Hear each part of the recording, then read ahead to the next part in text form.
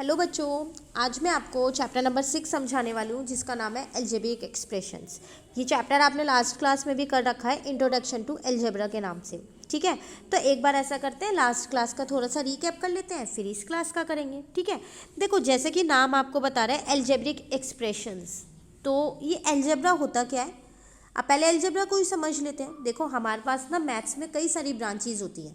जैसे कि मैं आपको एक बोलूँ, एक ब्रांच ऐसी होती है जो सिर्फ नंबर्स के साथ डील करती है और ऑपरेशंस के साथ डील करती है। ऑपरेशंस मतलब ये वो वाले ऑपरेशंस नहीं है जो डॉक्टर करते हैं। हमारे पास मैथ्स में अलग से ऑपरेशंस होते हैं, जैसे कि प्लस माइनस मल्टीप्लाई डिवाइड। ठीक है, तो जो भी ब्रांच ये नंबर्स और ऑपरेशंस में डील करती है उनको हम बोलते हैं अरिथमेटिक ब्रांच।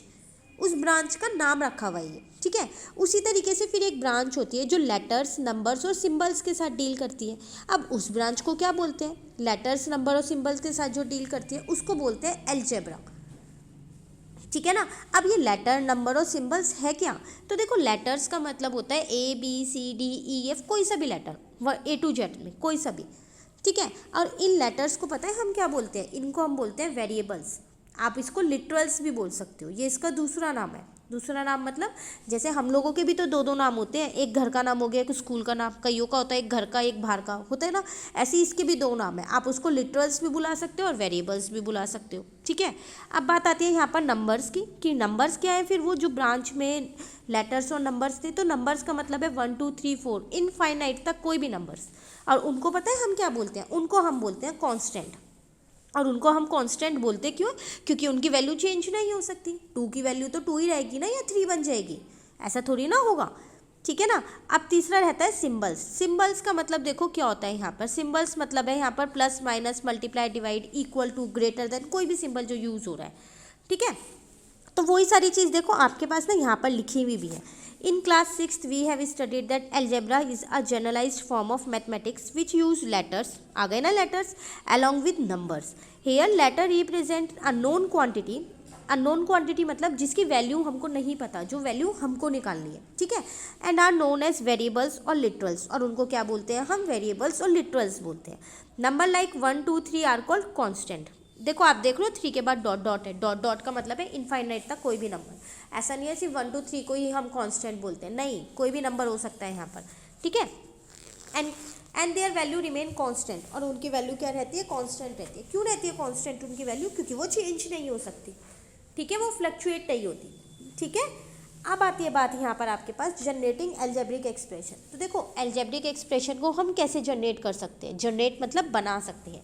कह रहा है जब हम अपनी अरिथमेटिक प्रॉब्लम्स को सॉल्व करते हैं ना, while solving arithmetic problems we came across many patterns and formula. तो हम बहुत सारे पैटर्न और फॉर्मूलाज को देखते हैं, तो बिल्कुल देखते हैं। आप लोगों ने भी कई सारी प्रॉब्लम्स ऐसे सॉल्व किए ना, वर्ड प्रॉब्लम सॉल्व, तो आप उसमें देखते तो हो कि कितने पैटर्न होते हैं और फॉर्मूलाज होते हैं। This pattern and formulas are the generalised form of many problem. तो यही पैटर्न्स और फॉर्मूलाज क्या है? बहुत सारे जो है प्रॉब्लम्स के जनरलाइज्ड फॉर्मूले होते हैं। ठीक है, अब कैसे? देखो for example Rashmi plan to distribute pastries among her friend on her birthday.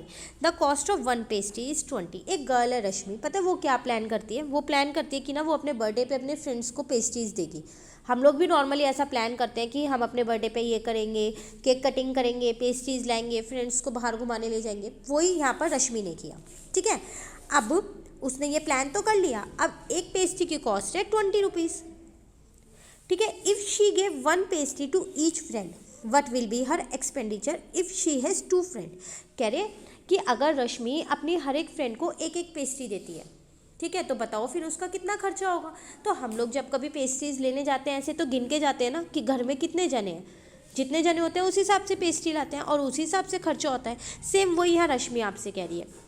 तो एक पेस्ट्री 20 रुपये की है, तो अगर उसके 2 फ्रेंड हैं तो कितना खर्चा होने वाला है उसका?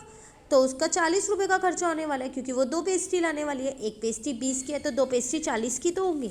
अब अगर उसके 3 फ्रेंड्स हैं तो वो 3 पेस्ट्री ले आएगी, तो 60 रुपये का खर्चा हो जाएगा। अगर उसके 4 फ्रेंड्स हैं तो वो 4 पेस्ट्री ले आएगी, तो उसका 80 रुपये का खर्चा हो जाएगा।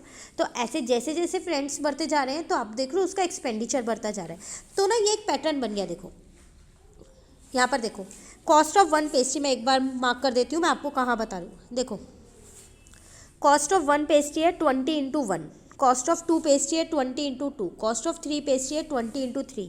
तो आप देख रहे हो 20 तो कांस्टेंट है, उसके बाद ये 1 2 3 4 5 चेंज होता जा रहा है। तो क्या मैं इसको अगर एक पैटर्न की फॉर्म में लिखूँ तो ये लिख सकती हूँ 20 मल्टीप्लाई एक्स, और जबकि एक्स क्या है यहाँ पर, नंबर ऑफ फ्रेंड्स हैं रश्मि के, जितने भी फ्रेंड्स हैं। अब एक फ्रेंड है तो एक्स की जगह 1 लिख देंगे, 2 फ्रेंड है तो एक्स की जगह 2 लिख देंगे, 3 फ्रेंड है तो एक्स की जगह 3 लिख देंगे, और अगर 4 फ्रेंड है तो एक्स की जगह 4 लिख देंगे। ठीक है ना, यहाँ तक तो आप देख रहे हो एक पैटर्न बन गया। इस पैटर्न से हम सॉल्व कर सकते हैं। अब आपको पता चल गया कि हम अलजेब्रिक एक्सप्रेशन को कैसे जनरेट कर सकते हैं, तो इस तरीके से जनरेट कर सकते हैं। ठीक है, चलिए आगे बढ़ते हैं। यहाँ पर अब आपसे कह रहा है, ये तो सेम वही बता रखा है सब कुछ जो मैंने आपको बताया। अच्छा, अब एक ही एग्जाम्पल इन्होंने दे दिया है, एक सेकेंड रुको। तो वही आपको यहाँ पैटर्न दे रखा है, एक ट्रायंगल बना रखा है, कह रहा है एक मैच स्टिक से 3 ट्रायंगल बन सकते हैं। जैसे कि आप देख रहे होंगे 3 ट्रायंगल बन भी रहे हैं। 2 ट्रायंगल बनाना हो तो 6 मैच स्टिक्स चाहिए, चाहिए नहीं चाहिए, और अगर 3 बनाने हो तो 9 चाहिए। तो अगर मैं आपसे पूछूं इसका जनरलाइज्ड फॉर्मूला, तो आप क्या बताने वाले हो मुझे? एक ट्रायंगल में 3 साइड होती है ना, तो 3 तो चाहिए ही चाहिए। 3 इंटू एन सॉरी, अब ये n क्या है? ये n है नंबर ऑफ ट्रायंगल्स। अगर आपको एक ट्रायंगल बनाना है तो आप n की जगह 1 रख दो, तो 3 मैच स्टिक चाहिए। अगर आपको 2 ट्रायंगल बनाने हैं तो n की जगह 2 रख दो, तो 6 मैच स्टिक्स चाहिए। ऐसे ही अगर 3 ट्रायंगल बनाने हैं तो n की जगह 3 रख दो, तो ये हो गया मेरा जनरलाइज्ड फॉर्मूला।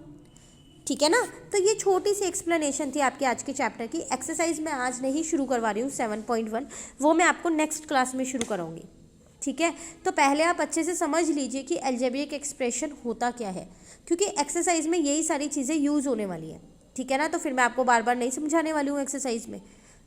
ठीक है, तो आप इसे अच्छे से कर लीजिए। नेक्स्ट क्लास से हम अपनी क्या करेंगे, एक्सरसाइज स्टार्ट कर देंगे। ठीक है, थैंक यू।